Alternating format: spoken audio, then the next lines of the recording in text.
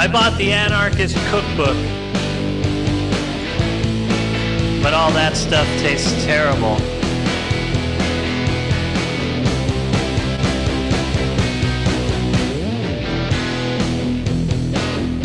I have a short-term memory foam pillow because I lost it.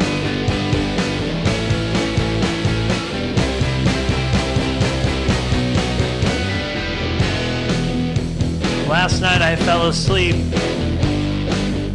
while watching a documentary about human consciousness.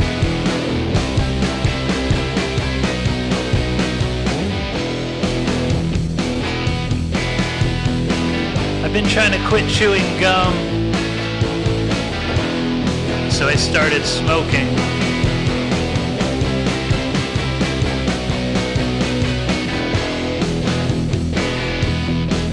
Lately, I've been really upset at my therapist, but I have nobody to talk to about it.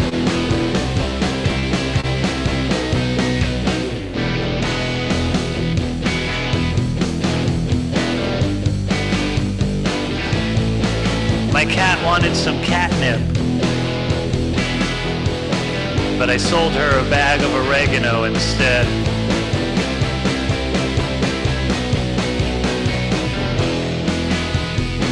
I asked my dog if she wanted to go outside, and she was like, I don't know, who else is gonna be there?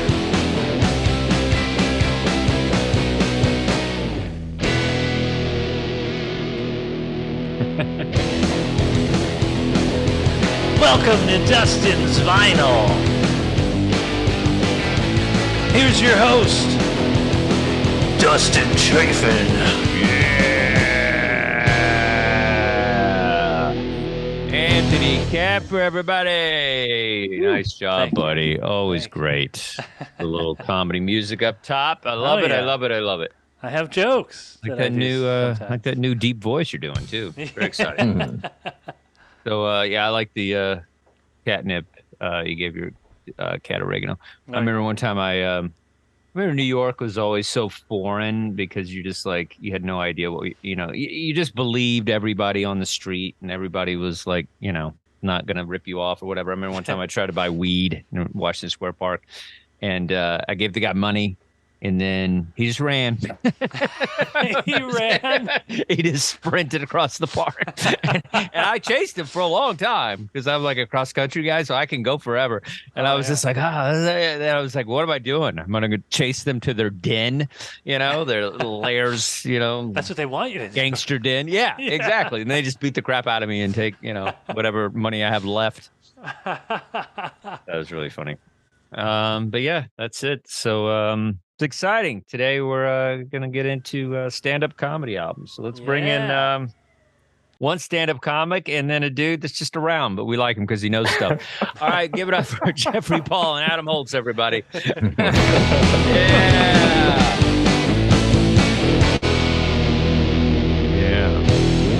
Yeah. Jeffrey Paul used to be a cop. So were you ever narcotics? Did you ever go vice? No, what I used to do was I worked in the Department of Probation. So if you were in violation of your probation, I was field services. I had to go and get you. Yeah, my brother knows you very well. Is He knows that position. He knows that position well. Did you get stabbed, really? Yeah. I didn't get stabbed. Jeff did. Yeah. Jeff Yeah. I got stabbed? Yeah. That's why when you're slap a cop joke, I was like, God, Anthony, know the room, buddy. Read the room. Yeah, I'm still waiting for you to come to New York, Anthony. What, to slap you? Yeah. Good luck with that. We'll see how that goes. He even slap you in that purple shirt. He'll probably slap you like this, but he'll slap you. Oh, look at that. Almost ruined my have dinosaur arms. Dinosaur. I only have so much room here. I have I don't know how you guys setup is, but I'm very limited. My space to the computer, I'm just waiting for everything to just knock over. Fun, good times. Yeah, what's up, Adam? What are you doing? You're on fire again. If you know that. You're just really sold on that graphic, huh? I know. I got to make a new one. Speaking of spaces, I have right now I have my laptop on a cardboard box, and I'm standing up here with this microphone on a light stand. I love it. Yeah, I got my laptop on 2 books: the Rodney Dangerfield biography and Paul Newman biography. Have I read them? No. People always give you books. You ever have people give you books and you're like, dude, what are you doing, dude? It's like read it to me. It's a personal thing. Like, it's like, you know what I mean? I mean, I think it's cool if it's something I'm kind of into. Like I'll have a conversation with somebody about a film or something, and then they give me a book on the director. It's like, dude, I barely watched the movie. Now I got to read about the director. Now they're giving you work to do. Yeah, it's just too much. It's too much. They tell you to do a book report. There's a quiz at the end of the week. Does this happen to you guys? I'm like in the middle of about 4 or 5 books. I start a lot. I'm anywhere from about 50 to 75%, but I don't finish them. Yeah, I usually switch to audiobook halfway through. I was like, all right, just read it to me like I'm a king. Yeah. Just read this stuff for me.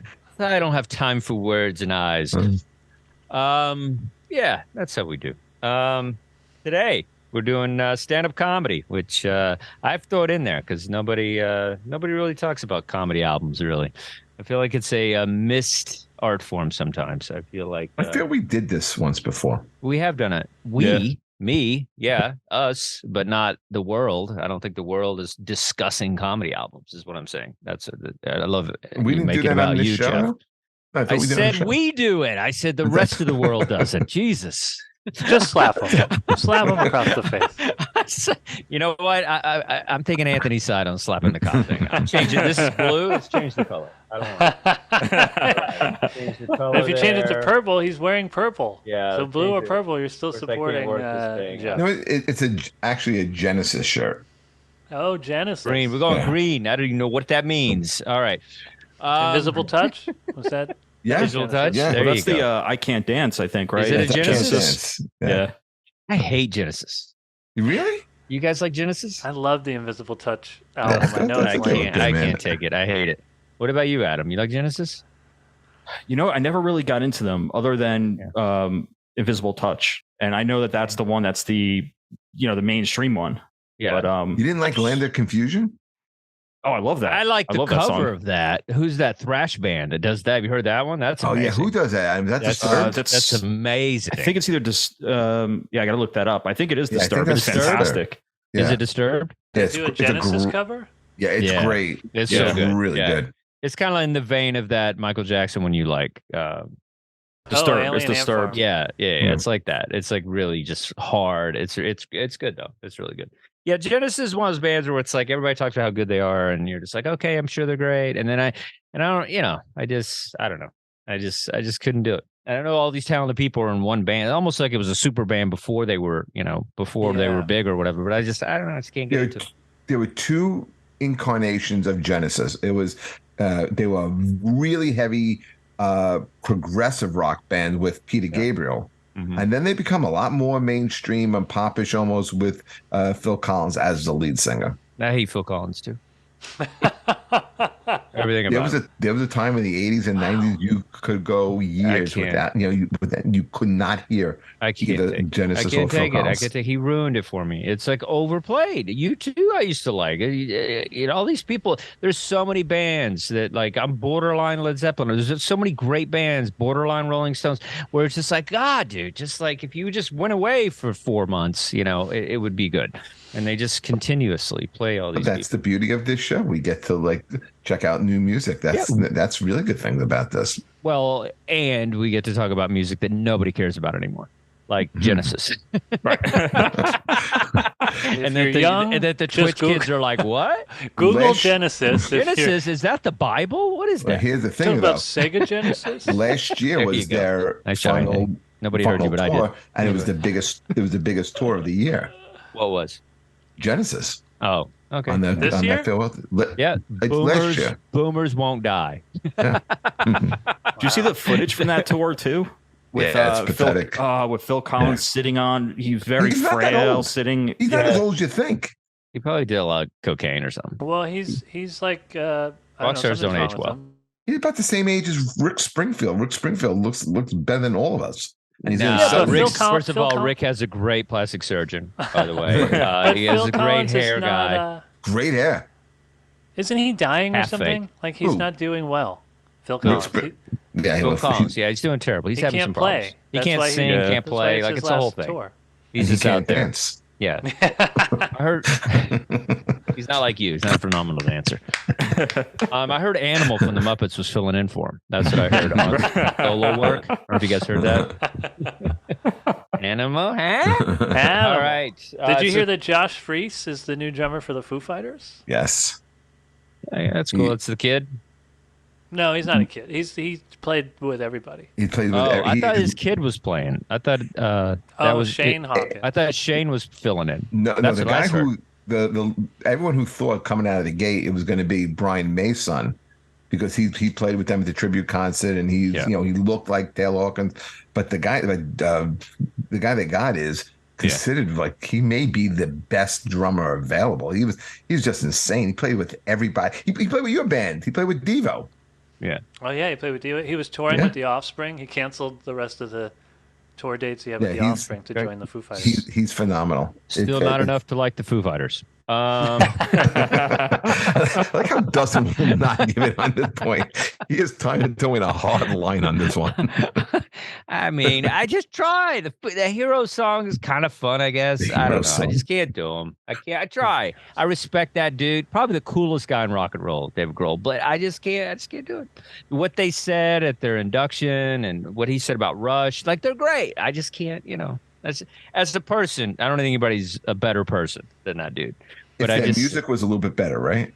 It's not that the music's bad. It's just like Anthony, not like it. It's funny. I was watching a movie on CBGB's. It was like a scripted movie. It had the guy Alan Ritkin. Oh, that was great. Yeah. Oh, it was the worst movie I've ever seen in my life. You didn't like that? Oh my God, it was terrible. It was awful. Why? It was so bad. Did you really like it? I didn't like it at all. Yeah, because you know what? There were so many cool references, about CBG. I loved it. Do a documentary. This was terrible. This was terrible. That's what I would like to see. I've seen there's 2 CBGB's movies. I almost want to be like, all right, calm down, guys. It was just a place. Like, I mean, it was great, but you know what I mean? Like, calm down.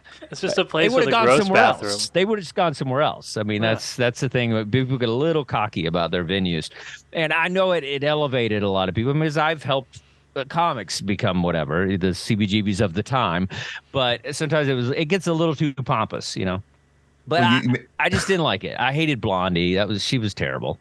The person that played Blondie. I don't know. I just didn't like it. And the Iggy Pop, I was like, that dude. Iggy wasn't like that. I think his portrayal, he was still Hans Gruber. That's what I'm saying. That's what I'm saying. How'd they get him? That was ridiculous. You get the guy from Die Hard to play like, I don't know. It was okay. I mean, I had a point. The point was, God knows, because we Ramones, where are my detonators? Oh, the Ramones are terrible. Joey was great. That guy looked just like him. And that was Howard Stern. Was that Howard? No, but I mean, it looked like Howard. It could have been. Yeah. All right. Thanks for the fact check. But I don't know. I just thought it was kind of. It's just hard to do anything about like art like that. You know what I mean? Music and stuff. It's just hard. Stand up never goes. I've never seen anything about stand up that was good ever. There's never been anything good where they like portrayed stand-up comedy. No, never any movies. The only King of Comedy is only one because it was mocking the whole thing. That's the only one that was good. King of Comedy. What was the Chris Rock one? Oh, top 5 or something. Top 5? I'm not into black comics. What I'm kidding. I'm kidding. The Tom Hanks one. I'm kidding. Punchline. Punchline. That's the worst ever. It's so bad. bad. It's so bad. She goes to the diner and she's gonna buy some jokes and like it's so stupid. And he's at the park running a set. Are you at the park running a set? It's just like, and then they have lockers. They're like, oh, let me put my microphone stand in my locker. Like, what are you putting in your locker? Why do you have lockers in a comedy club? Yeah. Was Tom Hanks troubled? Was he troubled? Yeah, he has a breakdown in front of his dad, and his brother. I was like, oh, demons, God. Man. Yeah, so bad. And then it was like they were just giving it away back then. You just like one set, you're on the Tonight Show, and then you're a star. It was just crazy. But I just don't do it. You know what I mean? Just do a documentary. It's way more exciting. Crashing was bad. Freaking dying up here was bad. It's like I liked Crashing. Oh, it's terrible. What kind of mood It's terrible because they're skipping steps. You know what's funny, Jeff? Not that you getting famous. Funny you having to work at VFW on a Thursday. That's funny. You having to follow a raffle when they're just giving out guns in Pennsylvania.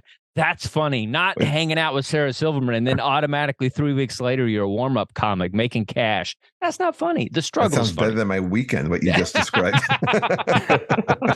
The struggle's funny. I don't think that. I don't know. They jump to fame too quick, and I'm just like, all right, dude. There's a step way before, right, Anthony? There's a step way before fame. I can't seem to. There's such a step. This past weekend, I was so trying to pissed. climb the step. We're all trying to climb. It's a tough. I'll have the step, and then somebody will come in and just like knock it out. That's comedy. That's why we love it. Stand-up comedy. That's what we're talking about today. I'm doing some random pulls, guys that some you might have heard of, some you probably haven't heard of. Lenny Bruce, a very troubled soul, which kind of goes with some of the guys that we listen to today for the show. Lenny Bruce, I believe this is the one we just talks about his law stuff. This is a good one. This actually has some real material on it. Christ and Moses is really good. Lenny Bruce is good stuff. If you want to go down to kind of how the origins of how it all started, the traditional stand-up comedy of the Bill Burrs and all these guys, Mark Marons and all, where all that came from, you don't exist without Lenny Bruce. He died for all our comedic sins, Can you imagine that, Jeff? Just getting arrested. You're just on stage, just doing a bit, and then the cops come in and just drag you off the stage. Yeah, I mean, I've been dragged off the stage because I was drunk, but not because I was, having some poignant moment of, It really does seem like something out of Nazi Germany. Yeah, it's great, but that's the comics had to deal with that. Carlin had to deal with that. So many people. Ridiculous. And then sometimes, you get Jerry Lewis, songs for children, sings for children. Anthony, do you do a Jerry Lewis impression? I don't, but I have an album called Songs for Children to Cry To. I bet it's better than this album. Jerry Lewis sings for children. I didn't even know there was an album. Why do you have that album? I'm an avid collector. That is a crazy album. I never even heard of that crazy album. I have this one, The Best of Chicken Man. It's a crime fighter, kind of mocking Batman, and it's like radio. I like radio comedies and things like that. Kind of the old, 40s and 30s stuff. I have all kinds of stuff. Jeff, that's a good one. I'm multifaceted. I'm like next level stuff. That's why I like Shelley Berman. I got all kinds of stuff here, babe. Oh, look Jesus, Shelley Berman. What are we doing there? This guy's really funny. This guy's the funniest guy. Oh man, wasn't he like a Southern guy? He's a Southern guy. He was gay. Like but he was kind of in the closet. And then he kind of came out later. But he's so funny, dude. Jerry, he's like the guy that he might be a redneck. All those guys ripped him off. Like this guy was the best. And then this is up Anthony's, wheelhouse. Smothers Brothers. The Smothers Brothers. Yeah.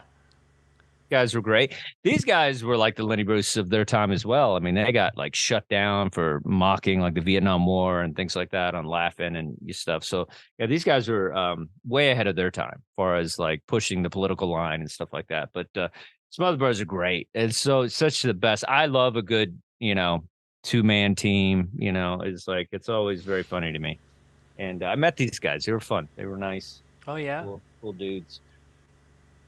All right, stand-up comedy, baby. Oh, yeah. I almost forgot. On CD, I found out there's the last one left. Wow. Stop telling people that, eh? I can't. I got to keep telling people that. Produced by the lovely Anthony Kapfer and myself. We put this thing together. It was a lot of fun. So it's a dear in my heart. This last one, literally, I have none of. Just found it the other day. I was like, let's hold on to that. Very cool. I have mine somewhere. Yeah, Stan, you better. I signed it to you. Better have it. Stand-up comedy. Let's start with Adam. We never start with Adam because All right, let's break it out. What do you got, buddy? So I went with Bill Burr's first hour-long special, Why Do I Do This, from 2008. And I hadn't heard this in a while. And I just, the one thing I remembered was the muffins bit, just smashing the muffins at the market. And I just thought this album, just listening to it a couple times this past week, I just think it's hysterical. I think it's perfect front to back. You have so many great bits on here with just starting with the whole with pedophiles, with Pride, Hillary Swank, with Balls on a Dog, the whole thing about Can't Hit 'Em with it's So funny. The Jimmy the Greek bit, which just feels, just as I mean, a lot of this stuff just feels, all the social commentary feels just as relevant now as it did back in 2008. But I noticed that with all the ones that we picked, it's, nothing really changes ever. Yeah. It's, just the names, and we just have better technology. That's it.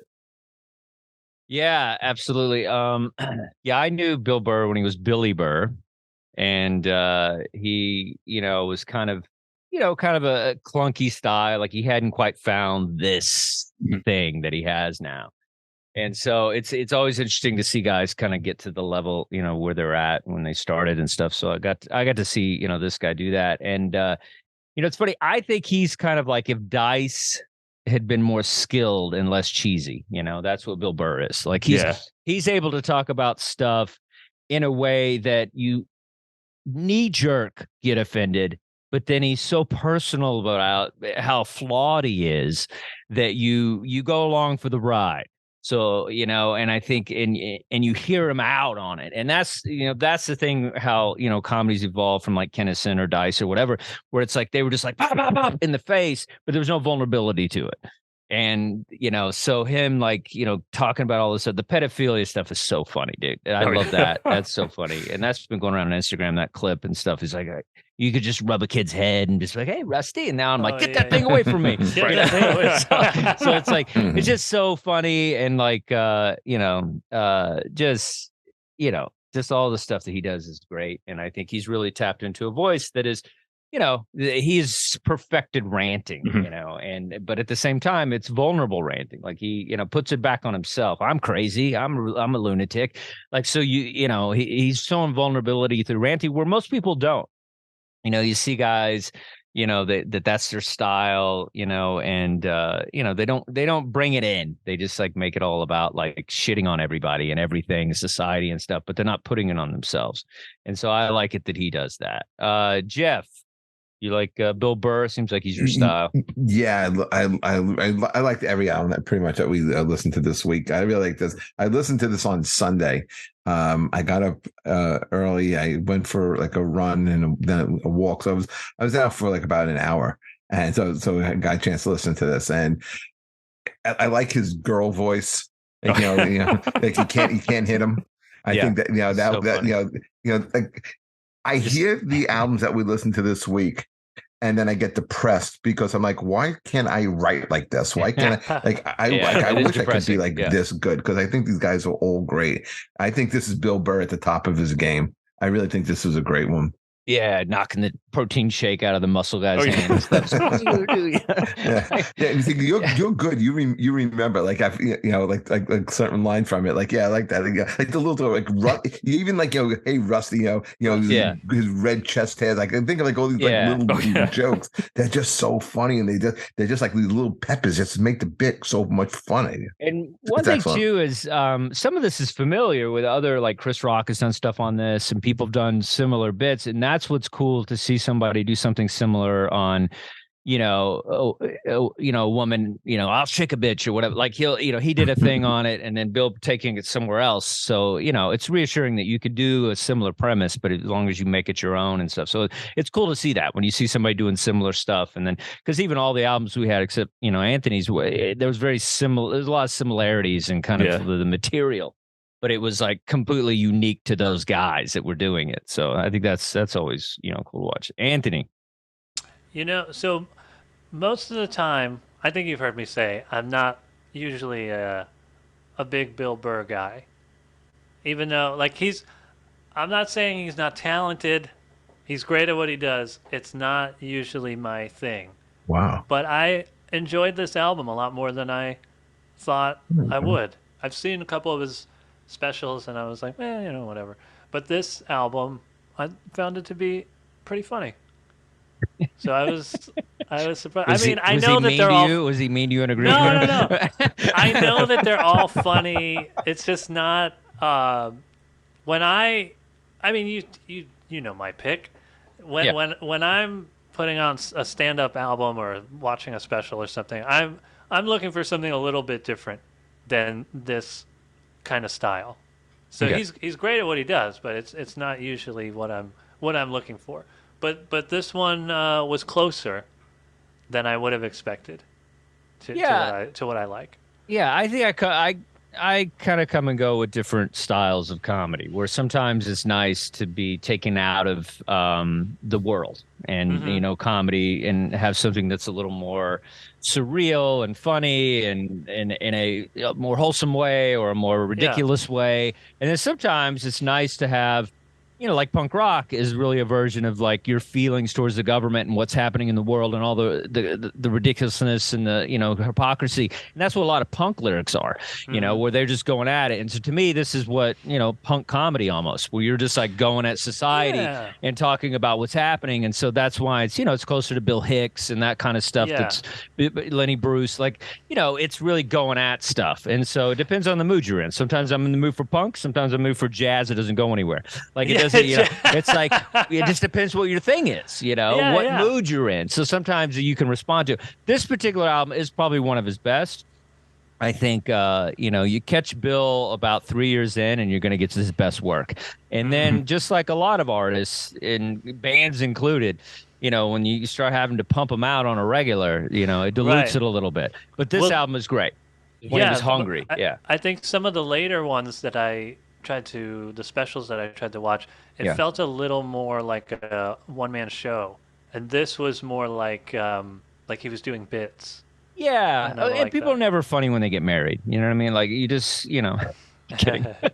Have kids and marriage. Come on, it's like then it's everybody's doing marriage and kids bits. Yeah, but no, but this is like you can tell he's not married. He's talking about it. He's got a crazy girlfriend, whatever. It's like so it's you can tell this was like from the funny bone to this theater. Like it started out somewhere and then it ended up like he's about to blow up after this particular recording. But yeah, it's still those early fresh days. It's like Chris Rock's early stuff is like so much better. Dave Chappelle's. It's like it's just when they're hungry, Oh yeah. And they're just like, but some albums are good later, But it's just this one's, just depends on kind of what you're into. But yeah, it's a great album. I think it's especially now. It's nice to have somebody else kind of like going after stuff because everything is ridiculous. The stuff he's talking about is like, the way our society is going and everybody's, especially now with a woke society and different things. Yeah. It's like, I understand being like, aware, but then at the same time, people take it too far. The right goes too far and the left goes too far. And that's the problem. Nobody's merging somewhere where it's sane, where it's like their sanity. And so, so somebody like this is kind of like, he's tapping into that stuff that, that we're all thinking. And that's the thing. Comics are the modern day philosophers. Like we need somebody to kind of like put it together. And sometimes a comic can do that better than a newspaper or a big ass book or whatever. Like somebody, who never went to college, who played like freaking 2 drink minimum comedy clubs can make more sense to what's happening sometimes than somebody who's like, respected, person that says stuff. So, you know what I mean, huh? All right. Let's see. Let's go, Anthony. We need a refreshing breakup on this. All right. Well, we're just talking about an early album, and mine was a later career album. This is Stephen Wright. I Still Have a Pony, which is his second album. It's the follow-up to I Have a Pony, which came out in 1985, I believe. This came out as a special in 2006 and then as an album in 2007. And, I mean, it's Stephen Wright. It's absurd, surreal, cerebral one-liners, a couple little guitar things, which surprisingly, my least favorite Stephen Wright stuff is his guitar stuff. But I love it. I mean, this is every time I listen to a Stephen Wright album or watch one of his specials, I want to start writing jokes again.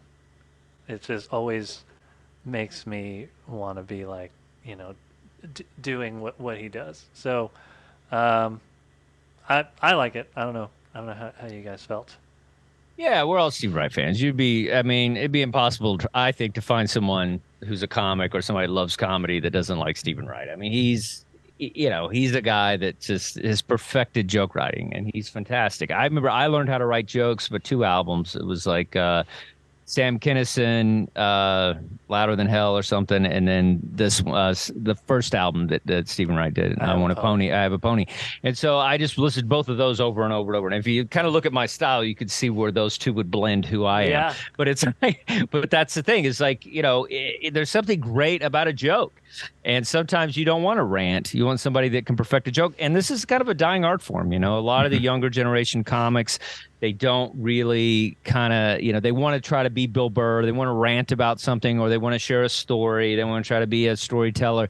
And nobody's really, doing the craft of setup punch. And sometimes it comes off dated. You'll see like an older comic get up there and just kind of do these one-liners and stuff. And, it feels a little dated. But I don't mind it being dated. I'll listen to doo-wop. It's still good music, Yeah. And so sometimes setup punch comes off like it's a little dated, but it's still great. And I didn't realize how good this was. I kind of wrote this off a little bit. I think I'd heard it. I watched the special, but I didn't really, when you hear comedy, you can kind of get into the material more, because when you're watching it, you're more like watching the crowd, you're watching the outfit, you're watching there's more to watch, and less, you think about the stand-up, the actual material less. And so when you hear it, you really hear it. And so there's some great jokes in this. Oh yeah. The ADHD, is, and has. I love the one where he says something like, "Can you imagine how weird telephones would look if your ears were nowhere near your mouth?" Oh yeah. That's one of my favorite. The first lady, does she know about dinosaurs? Just ridiculous things. And it's just stuff. And then you hear it and you're like, how did somebody not come up with that? Like, or whatever. And so, I have a camera that's so advanced, you don't even need it. Yeah. I learned a lot about love. Never thought I'd want to kill myself. Like, it gets kind of dark.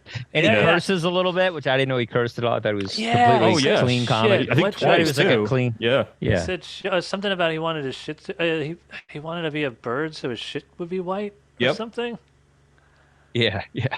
And he tells the bird teacher white shit. That was funny. Yeah, he doesn't curse that much. But. Yeah, I saw him live once. I talked to him once at the comic strip. Like, he's, he's a great, he's a gem. He's like one of the best living comics we have left. Carlin's dead, Cannonson's dead. There's so many people that are prior. They're all gone.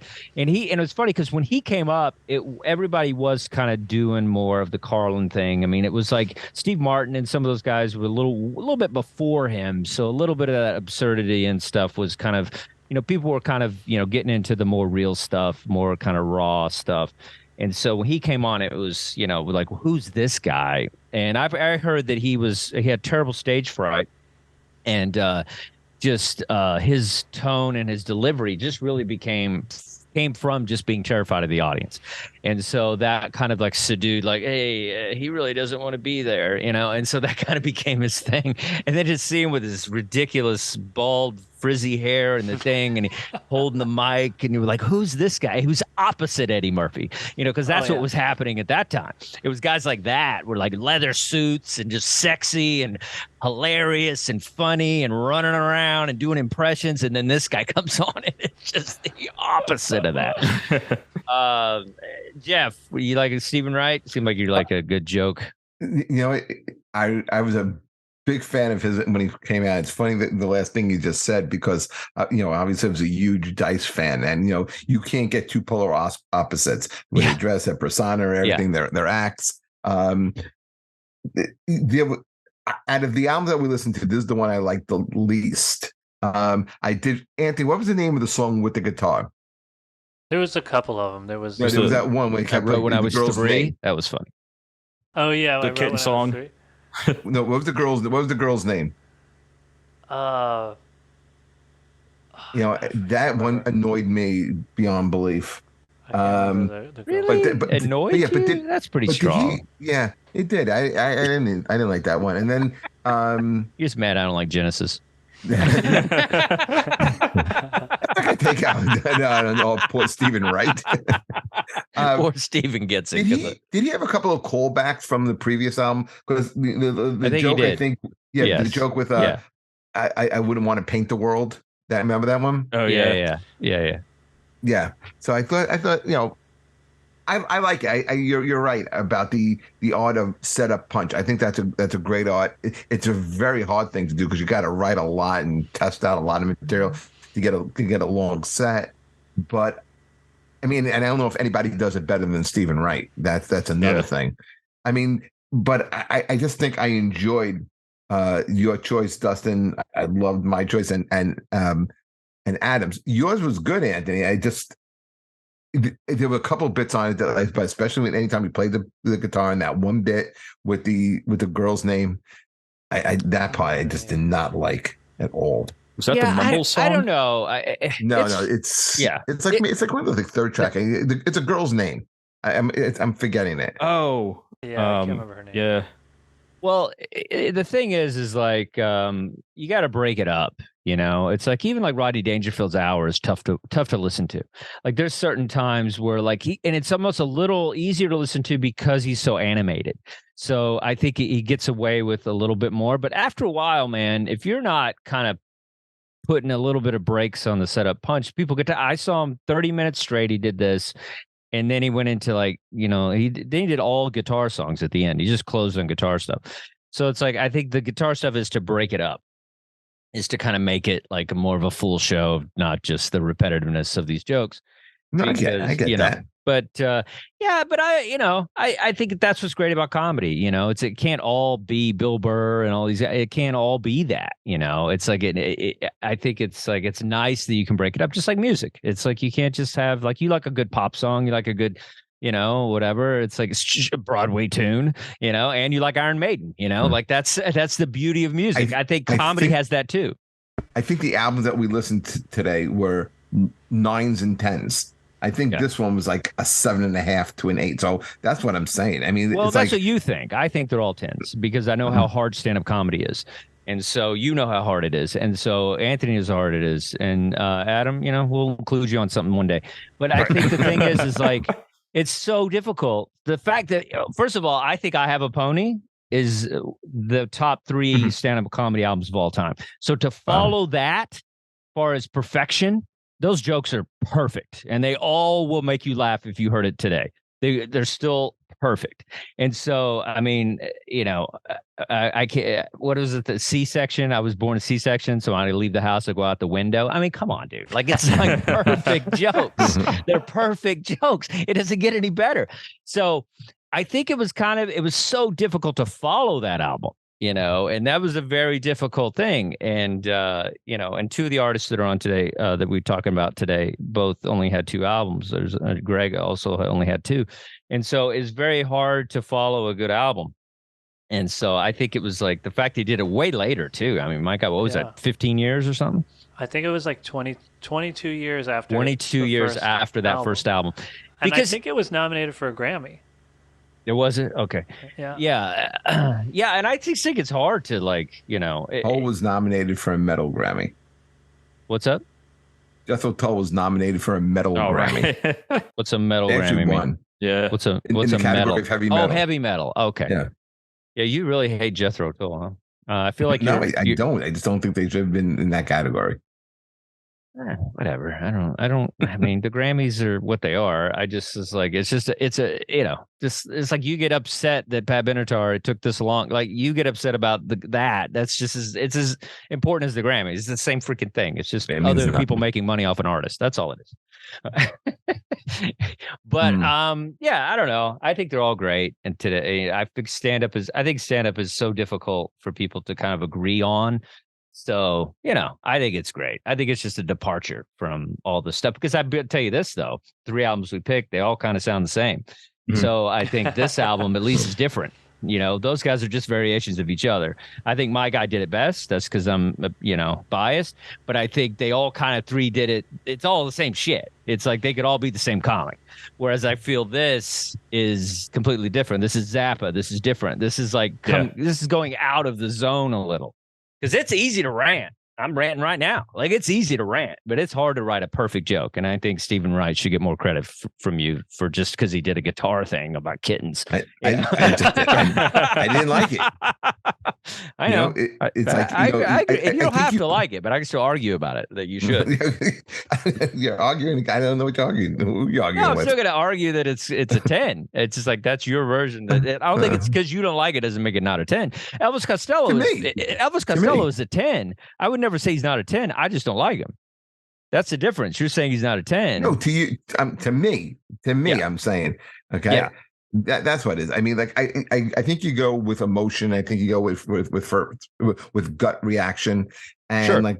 So that's why, like, the guitar thing, I did not like. I like his stand up. I like his writing.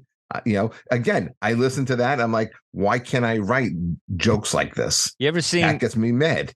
You ever seen Rickles live? I wish I did. I saw him a million times. First 30 minutes, greatest thing you ever heard in your life. Last 30 minutes, he's singing tunes from, like, he's doing Yankee Doodle Dandy. He's got a band behind him. He's got a terrible voice, and he's not even being funny about it. He's just like singing like My Way, like he's just doing like Frank songs. It's terrible. But that first 30 minutes is the most brilliant thing you're ever going to see. But then the last 30 minutes is awful. Once he goes into music, like, what are you doing with a big band? You're not Frank. You don't need a big band. Just do you. Well, that's why we're all here. And he used to do this thing where he'd have a full piece band like a 18-piece band behind him, just like play all kinds of shit. And you're like, you don't need it. You're calling a black guy in a hockey puck. You don't need a horn section. You don't need a horn section. So I think it's like, there's a lot of people, nobody says no to him. That's the problem. Is like, there's not enough. I'm still getting criticized. And when I'm on stage, somebody's not laughing at my shit, or somebody's heckling me, or somebody's messing with me. So it's like, I'm still kind of in a realistic frame of mind when it comes to my comedy, because I'm not adored and worshipped. So, but these guys are adored and worshipped. So nobody's saying, hey, don't do the guitar bit. And so, nobody's saying, hey, don't do an 18-piece band. You're just a comic. So they just do it. That's why Eddie Murphy went downhill. Nobody told him no, And so I think certain guys that get to a certain level, they don't have somebody going, your wife's not going, dude, don't do the guitar bit. People just want to hear you do set up punch. That's the thing. You need more no men in your life, right, guys? No? All right. See, I'm doing Bill Burr up here. I have a lot of no men. I pull out the guitar and all the bookers everywhere. People tell they do, though. But that's why you're funny. You find a way to kind of like, not that they're not, obviously they're funny, but you know what I mean? Like but I don't know. There's some humility to your, you change things and whatever. I don't know. I just think certain guys get to a certain level and nobody's stepping in. And they don't have to prove themselves anymore. So they just do whatever they want. And then, like you said, then somebody like Jeffrey Paul hates your little 3-second bit with the guitar. Yeah, because he does. It knocks your 10 album down to a 6. 3 minutes of guitar work, and it's just done. It's just done. Adam, what do you think about old Stephen Wright? I didn't mind the guitar stuff. I thought it was short. I think stuff like the Mumble song probably worked a lot better visually than on the album.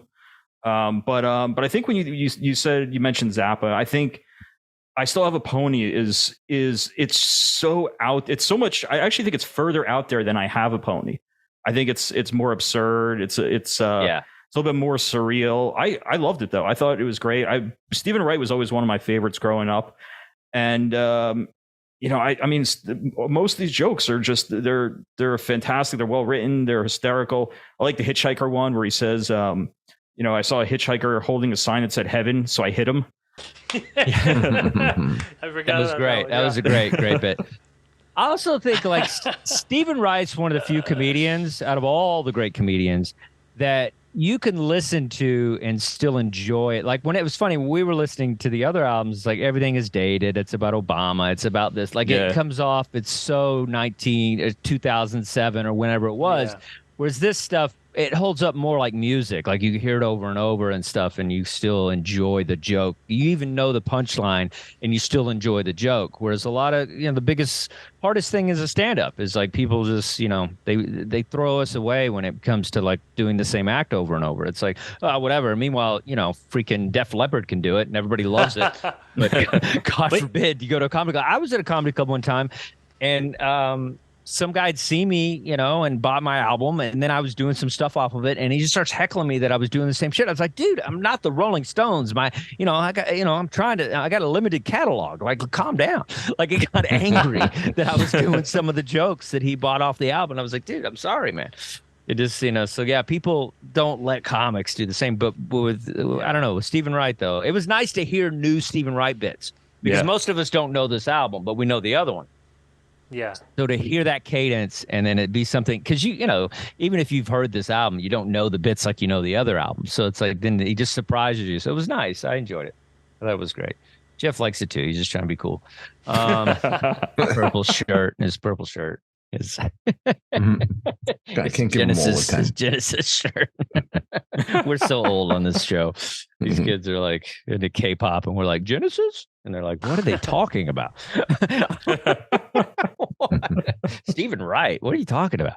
Who is that guy? But yeah, one thing I like about Stephen Wright, though, is because Stephen Wright has spawned, people, like Mitch Hedberg and Dimitri Martin and Anthony Kapfer, and so it's like there's a lot of, that style of comedy, he kind of like he's, there's people that are, Emo Phillips and people like it just, it Zach kind of spawned Zach. Yeah. A lot of people, it spawned kind of this genre of comedy. So I know that's what I like about it too. I don't think very few comics you could say they're actually the genre. Right. So Stephen Wright is the genre, whereas Bill Burr and all these other guys, they're not really the genre. The people done that before, but I feel like he created something. So I think that's something to be said as well. It's like rock flute, you know what I mean? Yeah. So he's like the Lenny Bruce of this kind of comedy. He is. He really kind of. I mean, there was some, Henny Youngman and stuff. But yeah, with Stephen Wright. Absolutely. Yeah. He's the godfather of it. Yeah. I mean, Henny Youngman and, there's the one-liner guys for sure. But they weren't as dry as Stephen Wright was. No. It was more personality driven, Buddy Hackett and all that stuff. It was definitely more personality driven. But yeah. I mean, Bob Newhart and there were guys that were doing kind of a laid back style and stuff. But, Stephen Wright really perfected the absurdity and stuff. So, yeah. So it's fun. Comedy. All right. So, Jeff, we'll go to you. All right. I remember driving cross country, being obsessed by this record. I love David Cross. If you don't know who David Cross is, he was in Mr. Show. He was one half of Mr. Show with Bob Odenkirk. This album was recorded in 2002. So you're going to get like some 9/11 stuff on it. It's a take on social, political, religious stuff. He talks about the South. He has such great observations and lines. Again, I listen to this type of writing and I'm like, oh, why can't I be this smart and write like this? I like something simple like the South has a certain kind of ignorance that is deeper and truer. And then he goes into like the T-shirts bit. The South, make no God make no trash. And, when he talks about light up Atlanta, I love, and it's just like the story of whether it's a true story or not. I find it so entertaining and funny, and like I'm just like listening to everything. I'm able to zone everything out and really, really enjoy it, and I can feel myself there and envision it. He talks about the challenges of living in New York. There's a joke where he's like, every 20 minutes you have to decide immediately: do I take a look at the most beautiful woman in the world or the craziest guy in the world? So funny, so funny. His take after 9/11. I think people who've listened to this album always kind of like point out Gabriel. Gabriel because if Gabriel doesn't get to rollerblade, fuck you, Sama, whoever, he says, and he talked about the voice. He goes, not all gay men have that voice, but only gay men have that voice. I think that's a very funny line.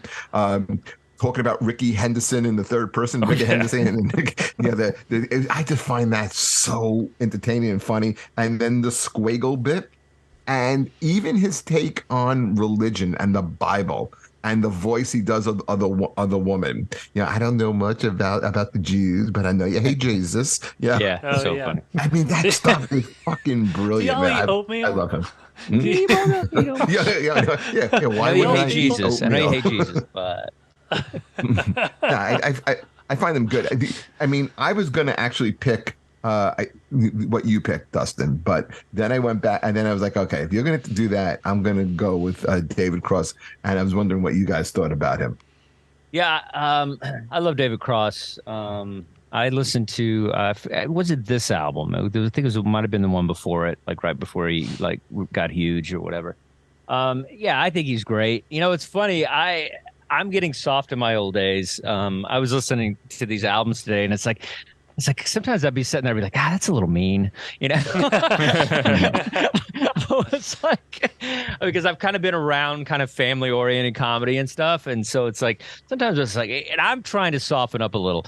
And so then I hear some of this stuff and they're really going in hard on, and it's so funny. The poor Southern people just really get it. You're like, oh, and then I realize, oh, I'm Southern. And then, but yeah, it's, he's great. There's very few comics, they completely be themselves. And that's what we're all trying to be as stand-ups, a lot of us, not all of us, but some of us are trying to do the Stephen Wright thing. Some just trying to, but I think when you're doing this kind of like storytelling and this kind of commentary, it's like, it's good to be yourself and really, pull that out. And he does such a great job, and he is smart and he is funny and he's kind of like kooky and, I heard he's kind of a dick. I remember he almost got beat up in Staten Island or something because these guys came up and they were like, big fan, dude. We're a big fan. And he's like, are you, dude? And he like kind of mocked them. And then like, is that true? It's true. Am I lying to you? In Staten Island? Yeah, it was in Staten Island or somewhere like that. I want to say Staten Island because who was there? This Linda who used to book the Broadway Comedy Club. Linda Smith? No, not Linda Smith. What was her name? Linda Rowe? Linda Rowe. No. She used to work for Al Martin. Anyway, she used to book it maybe before you got there.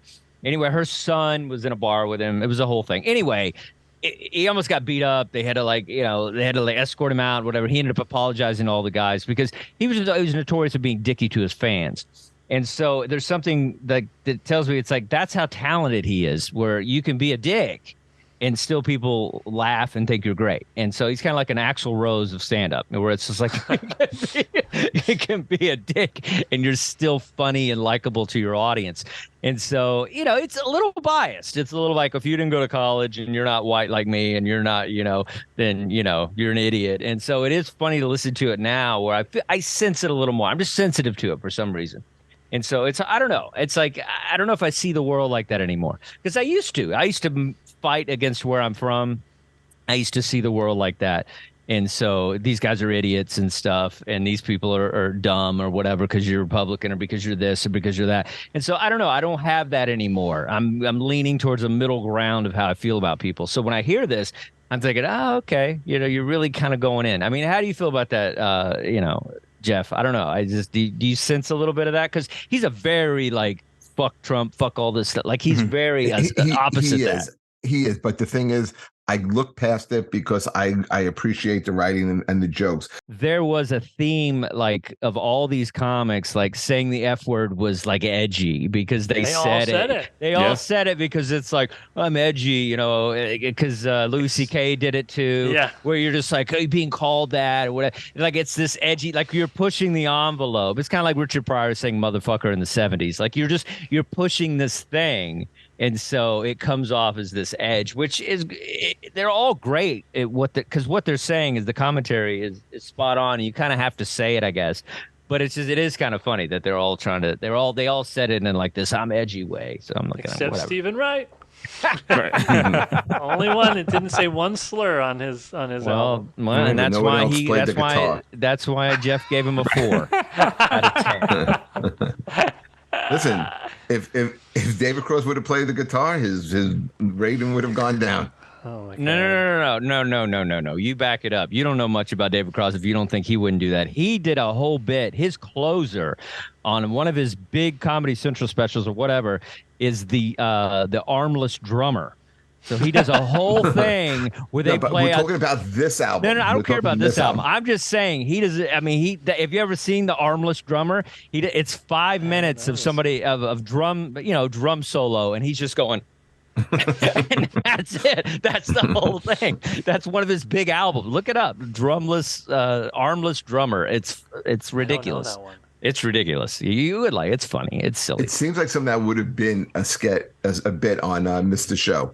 Oh yeah. It's something like that. Yeah, and I don't mind it. But that's the thing. Is like, yeah, he's got silly in him. Is all I'm saying. And it's like, and that's what I like about Stephen Wright. It's silly. It's a balance. I like both. Anthony, you big David Cross guy?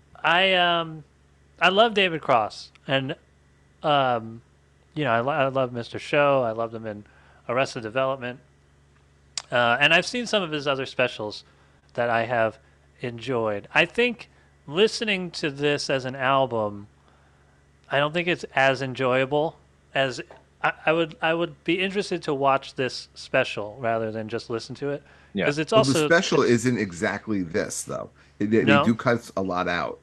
Is it? So it's not 2 hours? No. I think it. In fact, the special has a little skit at the beginning of it, which takes away some time as well.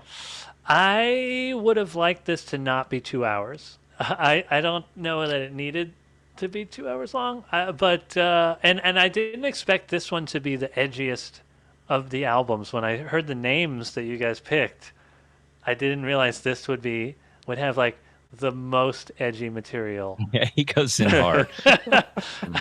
I'm surprised Jeff's a David Cross fan, and that I love that you are able to see past kind of how he feels about people that live in Staten Island that are like you. That were ex-cops and vote the way you do. So it's nice. But you know what? I appreciate the writing. I appreciate the talent. No, and I appreciate you for appreciating it. I think it's great. I think it's a beautiful thing. And I think funny's funny. It's like that's right. It's like you can't. I don't like all the things I hear like Chappelle say and stuff, but it's like but he's funny. So I would never take that away. But yeah, I think it's David Cross is Arrested Development. Like he's such a funny actor and silly, so and like I don't think he's done stand up in a long time. I feel like this is one of I don't know when his last album was, but I haven't heard him doing stand up in a long time. He was great in the Scary Movie. Did you ever see that? Yeah, he's the guy in the wheelchair. Yeah. And now he looks ridiculous now. He's got like this big gray beard and so it looks like a caveman and stuff. So he's got the Letterman. He's got the Letterman beard. Well, you got him, Jack Black. They'll have this stupid beard. Yeah. Yeah. What are you gonna do? I'm growing mine out. Come on. You look great, buddy. I'm just fermenting mine after this episode. All right. So. Greg Giraldo, some of you might know, some of you may not know, was a very dear friend of mine. He sponsored me, and which is kind of hilarious. I always like to make fun of that a little bit because he had a thing with vices and things, and so we had this relationship beyond comedy. And it was great hearing this album because I miss him dearly. I think he was one of those comics that we lost a little too soon. Definitely a guy that ahead of his time, crazy story, Hispanic, Harvard law, like all the things, none of it made sense that he was even a stand-up. And I don't know if you guys, saw him in a comedy club or like watched him work out or anything, but he was one of the best. I don't think anybody's better than him. in the sense of like where he was headed with his material. He could have definitely been a George Carlin status and Louis C.K. and all that stuff. Like he was always the smartest comic on the show. He was always the guy that you were like, oh my, talk about Jeff was like, I wish I'd written that that Giraldo was that for me, it was just like, and I would sit down with him and talk to him about writing and stuff. And it was just like this other level. Like it was effortless. Like he could do a smart joke effortlessly. Like it didn't even like, he wasn't trying to do the smart bit. Like it was just there. And one thing about, difference between him and Bill Burr and all that, he did read, like, so, he did know stuff. And it's a difference. It's a different thing when you see somebody like Bill Burr, who's great at what he does, but doesn't have like, all the information like somebody like Greg Giraldo has. So it's like he's able to kind of make the bit fuller and richer because he really knows what he's talking about. David Cross is smart as well. So not that Bill's dumb, but he makes a self-proclamation where he's just like, I don't read or whatever. So it's like more blue collar ranty as opposed to, some what Greg does. But this album is the second album. It was a follow-up to Good Day to Across the River, which is a phenomenal album if you hadn't heard that one. And, just the thing about the fat kids and like just when somebody had asthma, just kick the shit out of them. And, so and, and then make it the George Bush stuff is so spot on, and just like, you're not a cowboy. And, it's Connecticut and stuff, and like you were a cheerleader and all stuff. And so, it's such a great album and so fun to watch how he was able to craft these ranty yet punchy jokes. Like he had a great combination of rant, but got to the punch a little quicker than most. And so I feel like it wasn't some drawn out story with some funny details. I mean, he really had punches on these. And so, I just really enjoyed, listening to this again. And I loved the old people like on drugs thing. It's like, when you need beer goggles. Yeah. When you're married to the same woman for 25 years, that's when you need beer goggles, that's when you need to be taking ecstasy. And so all that stuff was so funny. He was such a dear friend and sweetheart and a hilarious gentleman. And it was, I really loved this album and I loved hearing it again. And I didn't realize how good this one was because the other one I've worn out. So I've only heard this one once. So it was the second time in a long time to hear it. But we lost him in 2010 and I feel comedy hasn't been the same. Those comedy roasts aren't the same. He was the best guy on there, in my opinion. And so, it's like we lost a great talent. And so it was great to revisit this album, the brilliant, great Greg Giraldo. All right. Follow that, Anthony. How did you feel about Greg? I mainly knew him from the roasts. Nice. And he was great on the roasts, but I didn't start doing comedy until 2011. So I definitely, I went to see shows now and then, but I never saw him live. I, never met him at a show or anything like that. And I never really went back and listened to his stuff. It was really just the roasts. So it was cool to listen to it. I liked it a lot. There was listening to just the album. If you put it on, I would maybe be like, oh, what is this, Dave Attell album? Like the style is kind of similar, and even his voice sometimes sounds a little like Attell to me. Interesting. But in a good way, because I love David Tell's stuff too. But yeah, this was great. I want to check out the first one. Yeah, I think a lot of guys, it's like the more you work together with somebody, it's like you start to kind of like have similarities. A lot of us, when we work with somebody for a long time, all those guys are down in the cellar and Boston Comedy Club, and they're all working together and hearing each other. So yeah, there's a group of comics that maybe kind of sound similar, but Attell's more set up punch than Greg is. But the delivery and stuff, I see what you're saying.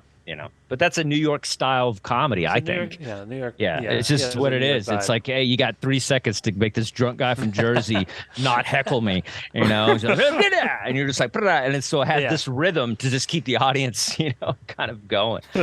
Adam, what do you think about old Greg?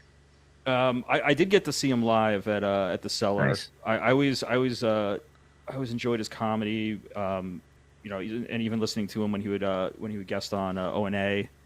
I I really enjoyed this album. Especially a lot of the New York City bits, which, feel like that could be happening now. I mean, we've all had those exact experiences in New York City, and especially the 9/11 resilience with the drunk Jersey girls showing the bachelorette party. Got a condom on their head. Yeah, that was great. That was great. Yeah, that was funny. I would loved how David Cross and Greg both did the same premise on that, and they're both completely brilliant and completely different. So it was great. Oh, he's got a great woman's voice also in this. Oh, so funny. Yeah, I remember after 9/11, we were I went out and bought the biggest flag I could find. Yep. It was this big American flag, and I was running this little club. I used to run this place called the Bilge Lantern, like 7 nights a week, and we did comedy there. And I mean, I put this big, huge flag downstairs, and it would just cover the whole wall. And we were like, "Yeah, man, we're American comics," and like we would just like do all this, like Kid Rock and the whole thing. It was ridiculous. It was ridiculous. Jeff. Yeah, like I said, if you didn't, I waited for you to pick an album, and I was hoping you would not pick Greg Giraldo, and you did. Oh, nice. No, I absolutely love Giraldo. I don't know if I have enough adjectives to describe how much I really like him. He was the best roaster. He was the most prepared guy. Oh, I mean, there was no one who even came close to him on these roasts. I mean, I turned my son on to him. My son turned his friends on to Greg Giraldo. He is on my Mount Rushmore of comedians when I think about writing, and I mean, he's always funny. He's always funny, man. There's not a bit that I go, no, not that one. Everyone's like that one. Okay, that one's an A. That one's an A too. That one's. I mean, they're all great. One of the nice things is I've become friendly with his son, who is also working out and trying to be a comic, and is just the sweetest, nicest kid. So, I mean, I really wish I would have gotten to know Greg Giraldo, and I wish I would have gotten a chance to see him live. Just like Anthony, I think we started comedy around the same time. Yeah. So I really wasn't into the scene that much. But it took me a little while to know who he was, and once I did, I was hooked. This album is it doesn't get better. I mean, I wish he came out with more stuff. He's like, to me, like what Eddie Murphy is. Everything that Eddie Murphy has on record, I think is great. Makes me. I'm not talking about like his singing in one. Yeah, I'm thinking Party All the Time. You don't like Party? that song's okay, but the album I don't like. But I think like his anything he did that was stand up related, not boogie in your butt. But I think like, what he did. But I think what he did stand up related, I absolutely love. Yeah, I could find a few things I don't like about Eddie's stand-up. The fact he did a joke about the bear using the rabbit for toilet paper. That was pretty cheesy. Oh, yeah. And then the closer on Raw was just like, okay, dude, the slinky. I'm like, all right, man. Maybe the opener on Delirious as well. Yeah. Maybe wait, that's Jeff's favorite part. That's just for, is that the don't say it. He's going to say the word if you don't. He's going to say the word. Okay. No, I know what he. Hey, I'm Mr. T. Let me do you in the. Okay. All right, everybody. It's great. Speaking of butts, I got to get my dog's butt squeezed. I got to go. Thank you for listening, Dustin's Vinyl. Please follow us on all the platforms. And this is awesome. Support stand-up comedy, and go see a comic you don't know. How about that? Go see a comic at the comedy club and find and get involved in stand-up comedy, because we need fans. And this is great. So Greg Giraldo, Midlife Vices. What was yours called, Jeff? Shut up, you fucking baby. Shut up, you fucking baby. What'd you say to me? David Cross. What was yours, Anthony? What was yours? I Still Have a Pony. Stephen Wright. And Adam, what was yours? It was Bill Burr, and it was Why Do I Do This? I have no idea. All right, I love you guys. Take care. So long, guys.